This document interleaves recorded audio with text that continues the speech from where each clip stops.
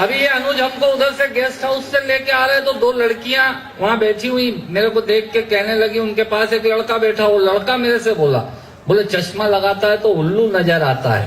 मैंने कहा नहीं लगाऊंगा तो तू गधा नजर आएगा। नंबर का चश्मा है, मेरी अपनी प्रॉब्लम है। सरदार जी की बात बता रहा था, सुरेंद्र सिंह जी ने अभी इंडिको गाड़ी खरीदी, आए वापस आके बोले यार फेल गाड़ी ले ली। मैंने कहा गाड़ी तो बढ़िया है। बोले नहीं बेकार गाड़ी है। मैंने कहा क्या हुआ, गाड़ी तो फर्स्ट क्लास है। बोले यार माँ को दिखाने गया था, 20 किलोमीटर दूर गांव है, माँ को दिखाने गया था, गाड़ी जाने में 20 मिनट लगे, वापस आने में 7.5 घंटे लग गए। मैंने कहा 7.5 घंटे? बोले हाँ। मैंने कहा कैसे? बोले गाड़ी फेल है। मैंने कहा हुआ क्या? बोले कंपनी वाले भी बेवकूफ है, जाने के 4-4 गियर लगा रखे, वापस आने का एक ही गियर लगाया। भाई मेरा रिवर्स में आया। ये हमारे सुरेंद्र सिंह जी के किस्से हैं। मैं आपको एक दो छोटी छोटी कविताएं सुनाता हूँ। आज हम कुमार के यहाँ गए, बच्चों की बात कर रहे थे। मंजू जी आप एक पिकनिक कहाँ चली गई? अब बोल रही थी कि साबुन भी बेच रहे हैं कपड़े उतार के। अब सूट टाई पहन के क्या साबुन की एड या मॉडलिंग कर सकता है कोई? टाई का विज्ञापन करना होगा तो सूट दिखाएगा, अब साबुन का विज्ञापन है तो कपड़े तो उतारने पड़ेंगे। मालूम नहीं है, बोलते हैं, जबरदस्ती बोल जाते हैं, उसमें हास्य पैदा हो जाता है। मैं आपसे निवेदन करता हूँ, एक दो छोटी छोटी कविताएं आपको सुनाता हूँ। कुमार विश्वास के घर गए तो इनकी पत्नी मेरे से कहने लगी, बैठो बैठो हम भैया चाय बना दें। मैंने कहा भाभी मैं चाय नहीं पीता। बोले क्यों? मैंने कहा मेरे को एसिडिटी होती है। बोले हाँ ये 26 जनवरी से लोकल हो गई है, 9.5 पे ही मिलने लगी है। मैंने कहा एसिडिटी होती है, एसटीडी नहीं होती है। बोले ये क्या होती है? मैंने कहा बीमारी होती है। बोले अच्छा मैं दूध लाती हूँ। एक गिलास दूध लेके आई, मैंने वो दूध देखा, फेंक दिया, ढोल दिया। दूसरा गिलास लेके आई, मैंने वो गिलास भी फेंक दिया। तीसरा गिलास जब मैं फेंकने जा रहा था दूध का तो मेरे से कहने लगी क्या हूँ भैया हम आपके लिए 3 गिलास दूध लाए, आप फेंक रहे हो। मैंने कहा भाभी दूध में मक्खी है। भाभी बोली मक्खी दूध में नहीं है, चश्मे के कांच पे चिपकी हुई है।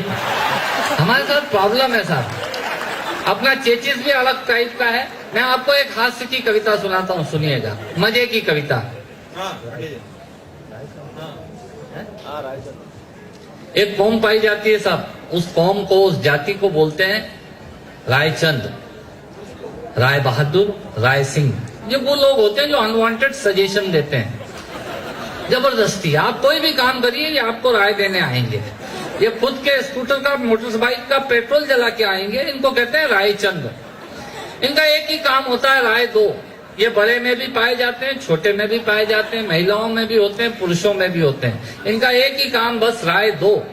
कोई मांगे या नहीं मांगे दो।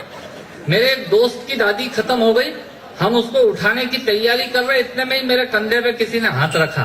मेरे से कहने लगे भाई साहब कहाँ ले जाएंगे? मैंने कहा स्विमिंग पूल में ले जाएंगे। बोले यार आप बहुत मजाक करते हो। मैंने कहा मर गई है तो शमशान ले जाएंगे। बोले नहीं नए वाले पे ले जाएंगे कि पुराने वाले पे ले जाएंगे। मैंने, हमारे उज्जैन में 2 शमशान है। मैंने कहा नए वाले पे। बोले यार पुराने वाले पे ले जाते तो वहां का मजा कुछ और है। मैंने कहा इस डोकरी को कहीं भी जला दो, इसके जलने से तेरे मजे का क्या लेना देना। पर नहीं साहब, आदमी राय दिए बगैर मानता नहीं है, और राय दिए बगैर उसका बस नहीं चलता, वो हर जगह राय देता है। मैंने वहां से एक कविता निकाली। आदमी इतना चालू हो गया साहब, हम किसी के यहाँ बीमारी में तबियत पूछने जाते हैं तो बुके लेके जाते हैं। ये 2-in-1 प्रोग्राम है। बुके लेके जाओ, बीमार के सिराहने रख दो, बच गया तो ठीक, बहुत अच्छे, नहीं तो आपकी तरफ से फूल चढ़ी गए हैं। आदमी इतना चालू हो गया था। और राय देने वालों पे बात कर रहा था, मैं आपसे बता रहा था। मेरे एक दोस्त ने, बेचारे ने मिठाई की दुकान खोली और बोर्ड लगाया कि हमारे यहाँ ताजी मिठाइयाँ मिलती हैं। अगले ही दिन एक रायचंद हाजिर हो गए। बोले ये हमारे यहाँ लिखने से क्या फायदा? बोले जब नीचे मिल रही है तो ऊपर हमारे यहाँ लिखने से क्या फायदा? बोले क्या करूं? उसने कहा मिटा इसको। उसने बेचारे ने हमारे यहाँ पुतवा दिया। अब उस पर लिखा हुआ था ताजी मिठाइयाँ मिलती हैं। आप देखिए कितने लॉजिकल होते हैं ये। अगले दिन फिर एक रायचंद आ गए। बोले ये ताजी लिखने से लोगों को डाउट क्रिएट होता है। बोले क्या करूं? उसने कहा मिटा इसको। उसने बेचारे ने ताजी भी मिटवा दिया। अब उस पर लिखा हुआ था मिठाइयाँ मिलती हैं। अगले दिन फिर एक रायचंद हाजिर हो गए। बोले बेवकूफ, आदमी पहले नीचे शोकेस में मिठाई देखेगा कि ऊपर बोर्ड पे पढ़ेगा? बोले नीचे देखेगा। बोले फिर ऊपर लिखाने से क्या फायदा? उसने बेचारे ने मिठाइयां भी पुतवा दी, अब उस पर लिखा हुआ था मिलती है। अगले दिन फिर एक रायचंद हाजिर हो गए। बोले क्या फोकट में मिलती है? बोले नहीं, पैसे लेके देता हूँ। बोले फिर मिलती का क्या मतलब? बोले क्या करूं? बोले मिटा इसको। उसने बेचारे ने मिलती भी मिटवा दिया, अब उस पूरे बोर्ड पे लिखा हुआ था है। अगले दिन फिर एक रायचंद हाजिर हो गए। बोले बेवकूफ, जब शटर खुला है, शोकेस में मिठाई है, इसका मतलब है कि है। बोले क्या करूं? उसने कहा मिटा इसको। उसका पूरा बोर्ड उन रायचंदों ने, राय बहादुरों ने, राय सिंहों ने साफ करवा दिया। साहब, ये कौम होती है अनवांटेड सजेशन देने वाले लोगों की। पर इतना भी होता तो गनीमत थी। अगले दिन फिर एक रायचंद हाजिर हो गए। बोले यार, इतना प्यारा बोर्ड खाली पड़ा, इस पे लिखवाता क्यों नहीं कि हमारे यहाँ ताजी मिठाइयां मिलती हैं? ये कौम होती है साहब। देखिए, आप बच्चे भी आनंद ले रहे हैं कविता का। बच्चे बहुत आनंद लेते हैं साहब। एक बच्चे से मैंने ऐसे ही पूछ लिया, छोटे बच्चे से। मैंने कहा बता, ये मद्रास का नाम चेन्नई क्यों पड़ा? बोले है ना अंकल, मद्रास के लोग लुंगी पहनते हैं और लुंगी में चेन नहीं होती। ये बच्चे इतने चालू हो गए साहब। एक बार तालियां बजा दीजिए, मैं कविता शुरू करता हूँ। कविता का शीर्षक है मजा ही कुछ और। कविता का शीर्षक है मजा ही कुछ और। ये तकिया कलाम होता है इन लोगों का। ये रायचंद जो राय देते हैं, आप एम्स में इलाज कराने ले जाएंगे, वो आपको बोलेंगे अरे वो मूलचंद में ले जाते हैं, वहां का मजा कुछ और है।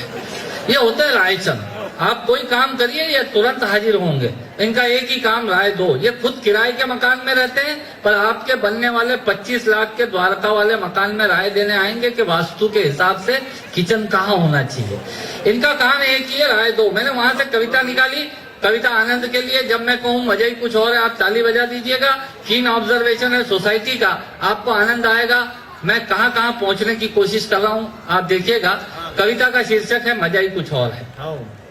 दांतों से नाखून काटने का, छोटों को जबरदस्ती डांटने का, पैसे वालों को गाली बकने का, मूंगफली के ठेले से मूंगफली चखने का, कुर्सी पे बैठ के कान में पेन डालने का और डीटीसी की बस की सीट में से स्पंज निकालने का।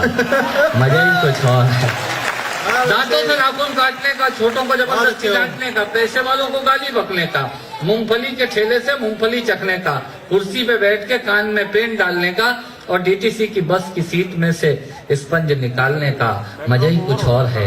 एक ही खूंटी पे ढेर सारे कपड़े टांगने का, नए साल पे दुकानदार से कैलेंडर मांगने का।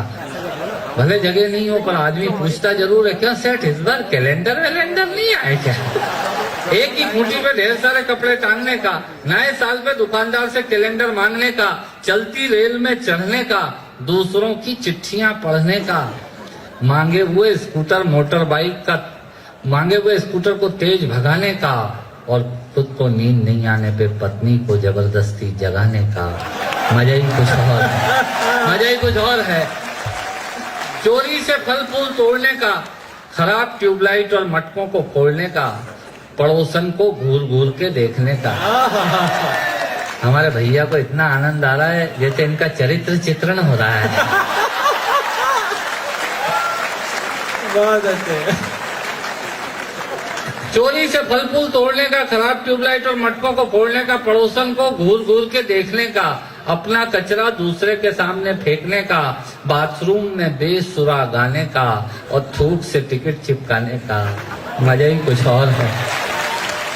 ऑफिस में लेट आने का, फाइल को जबरदस्ती दबाने का, चाट वाले से फोकट की चटनी डलवाने का, बारात में प्रेस किए हुए कपड़ों पे फिर से प्रेस करवाने का, ससुराल में साले से पान मंगाने का और साली की पीठ पे धोल जमाने का। मजा ही कुछ और है।